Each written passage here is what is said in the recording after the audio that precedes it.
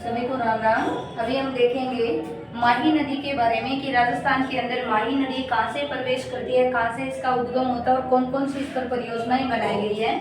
तो सबसे पहले ये देखते हैं कि माही नदी जो है वो निकलती कहाँ से है। तो माही नदी का जो उद्गम स्थल होता है वो मेहंद झील है मध्य प्रदेश के अंदर। विंध्याचल की जो पहाड़ियाँ हैं वहाँ से एक मेहंद झील है और मेहंद झील मध्य प्रदेश के अंदर है। यहीं से माही नदी निकलती है। यहाँ से निकलने के बाद ये राजस्थान में प्रवेश करती है, फिर राजस्थान से गुजरात में चली जाती है। अगर आपसे प्रश्न पूछा जाए माही नदी किन किन राज्यों में बहती है तो आपको कवर करना है पहले मध्य प्रदेश, फिर ये राजस्थान में और फिर लास्ट में ये गुजरात में चली जाती है। अब हम देखने वाले हैं कि ये जो राजस्थान में प्रवेश करती है ये कहाँ से प्रवेश करती है और किन किन जिलों के मध्य से गुजरती है। तो मुख्यतः माही नदी के अंदर दो जिले आते हैं। एक जिला है डूंगरपुर और दूसरा बांसवाड़ा। बांसवाड़ा और डूंगरपुर के मध्य से ये माही नदी गुजरती है। लेकिन जो ये बांसवाड़ा है इसके तो अंतिम छोर से निकलती है, लेकिन डूंगरपुर के बीचों बीच से गुजरती है।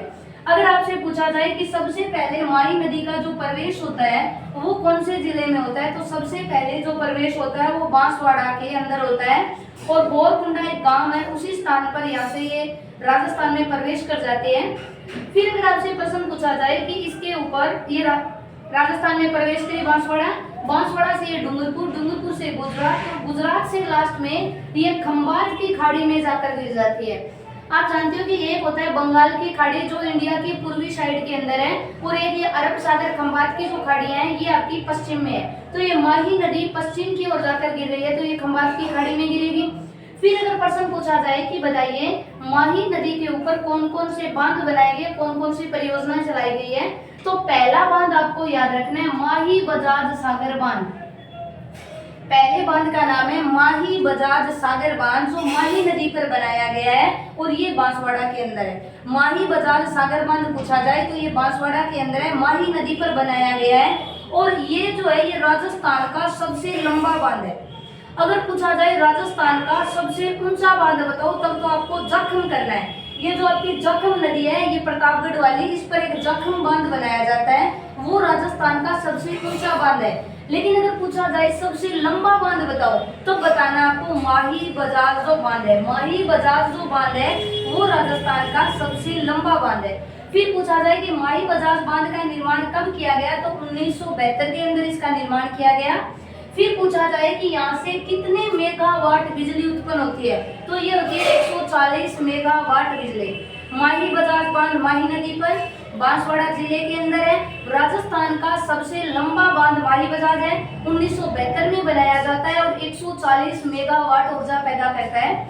फिर हम आगे चलते हैं बांसवाड़ा से, तो बांसवाड़ा की थोड़ी सी आगे जाकर सीमा पर एक और बांध बनाया जाता है जिसका नाम है कागज पिकअप बांध। कागज पिकअप बांध जो कागजी बांध जो पिकअप बांध बनाया गया वो भी आपका माही नदी पर बांसवाड़ा के अंदर बनाया गया है।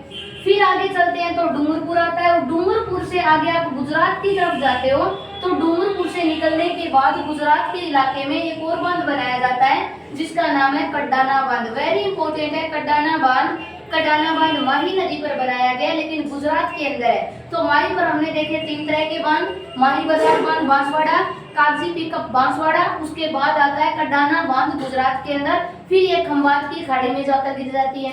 फिर हम देखने वाले हैं कि भाई ये जो माही नदी है इसकी सहायक नदियां कौन कौन सी है, तो इनकी सहायक नदियां में एराव नदी, जाखम नदी, माही नदी, सोम नदी, हरण नदी और मोरेन नदी।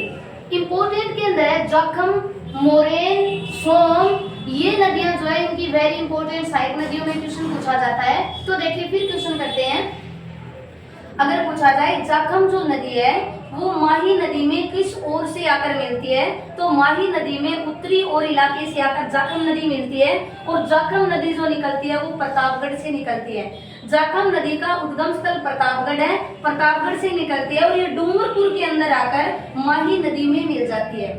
और फिर एक उदयपुर से और नदी आती है सोम नदी। सोम नदी का जो उद्गम स्थल है वो उदयपुर के अंदर है, उदयपुर से सोम नदी आती है और डूंगरपुर में आकर ये भी माही नदी से मिल जाती है। जब ये तीनों नदियां मिलती है जाखम, माही और सोम, जब सोम, जाखम, माही तीनों नदियां जिस स्थान पर मिलती है डूंगरपुर के, उस स्थान का नाम है नवाटापुर गांव।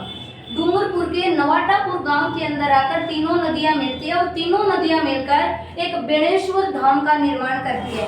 वेरी इंपॉर्टेंट क्वेश्चन है, अगर आपसे पूछा जाए बेणेश्वर धाम किस नदी पर बनाया गया है, तो बेणेश्वर धाम जो है माही नदी पर डूंगरपुर के अंदर बनाया गया है। कहते हैं कि यहाँ पर बहुत बड़ा मेला लगता है आदिवासियों का, तो आदिवासियों का मेला अगर पूछा जाए तो बेणेश्वर धाम के अंदर लगता है। और ये किस संगम पर बनाया जाता है, तो सोम, माही और जाखम पर नवाटापुर गांव डूंगरपुर में बनाया गया है।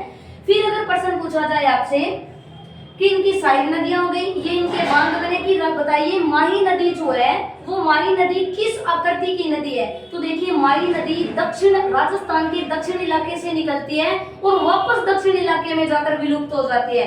तो एकमात्र राजस्थान की ऐसी नदी जो दक्षिण से निकलकर दक्षिण में विलुप्त होती है वो माही नदी है।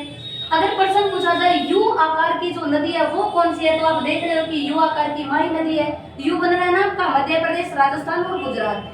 एक और अगर आपसे प्रश्न पूछा जाए कि बताइए कर्क रेखा को कौन सी नदी काटती है, तो आपको अगर नहीं कवर है तो आप एक याद रखना, जो ये कर्क रेखा है ये इस टाइप से गुजरती है, डूंगरपुर और बांसवाड़ा से ये कर्क रेखा गुजरती है, ये वाली, ये आपकी कर्क रेखा। अगर आपसे प्रश्न भी पूछा जाए कि कर्क रेखा राजस्थान के किन दो जिलों से गुजरती है, तो डूंगरपुर और बांसवाड़ा दो जिलों से कर्क रेखा गुजरती है। और कर्क रेखा जो को काटने वाली जो नदी है वो माही नदी है। माही नदी कर्क रेखा को दो भागों में विभाजित करती है, बांसवाड़ा से प्रवेश करके डूंगरपुर से निकलती है, तो इसे दो भागों में डिवाइड कर देती है। जो कर्क है वो डूंगरपुर और बांसवाड़ा से। फिर अगर प्रश्न पूछा जाए माही नदी की कुल लंबाई बताओ, तो माही नदी की कुल जो लंबाई है वो 576 किलोमीटर है। माही नदी की कुल लंबाई 576 किलोमीटर है। वेरी इंपॉर्टेंट क्वेश्चन ये बनता है कि राजस्थान में माही की लंबाई कितनी है, तो राजस्थान में माही की लंबाई 171 किलोमीटर है। 576 कुल थी, जिसमें 171 राजस्थान को दे दिया गया। फिर 158 मध्य प्रदेश का इलाका लेती है और 247 किलोमीटर ये गुजरात का इलाका। 247 गुजरात में, 171 राजस्थान के अंदर और 158 मध्य प्रदेश के अंदर, और कुल लंबाई बनती है 576। फिर अगर प्रश्न पूछा जाए माही नदी पर माही बजाज सागर जो बांध बनाया गया या माही परियोजना आई थी, जो नर्मदा घाटी जो परियोजना बनी थी वो माही नदी पर बनाई गई थी। नर्मदा जो फुहारा पद्धति लागू की थी वो माही नदी पर थी। अगर पूछा जाए वो फुहारा पद्धति वाली जो नर्मदा परियोजना थी वो राजस्थान के किन जिलों को लाभान्वित करती थी, तो वो करेगी जालोर और बाड़मेर के इलाके। निकलती माही नदी से है, करती जालोर और बाड़मेर के इलाकों को लाभान्वित है। लेकिन इस योजना का राजस्थान और गुजरात के अंदर विद्युत के अंदर जो पार्ट है वो कितना कितना दिया गया है, तो राजस्थान को 45% भाग मिलता है और गुजरात को 55%। 100 में से 45% राजस्थान का हिस्सा है और 55% गुजरात। फिर अगर आपसे प्रश्न पूछा जाए आदिवासियों की गंगा, अब इसे आदिवासियों की गंगा क्यों कहा जाता है, क्योंकि सबसे ज्यादा जो भील पाए जाते हैं वो आप जानते हो कि राजस्थान के दक्षिण इलाके में ये उदयपुर, भीलवाड़ा, डूंगरपुर, बांसवाड़ा के इलाकों में भील सबसे ज्यादा है, तो इसीलिए भीलों को आदिवासी बोला गया, तो आदिवासियों की गंगा बोला गया। इसे वागड़ या कंठल की गंगा, कंठल जो क्षेत्र है वो प्रतापगढ़ के अंदर है। कंठल का जो इलाका है, जो क्षेत्र है प्रतापगढ़ का, इसलिए इसे कंठल की गंगा भी बोला जाता है। इसे वागड़ क्यों बोला जाता है, क्योंकि राजस्थान में डूंगरपुर और बांसवाड़ा जो आता है वो वागड़ क्षेत्र के अंदर आता है, इसलिए वागड़। और इसे बोला गया दक्षिण राजस्थान की गंगा। दक्षिण राजस्थान की गंगा भी माही नदी को बोला जाता है। तो ये थी आपकी माही नदी, कौन कौन से इस पर बांध बनाए, कुल लंबाई।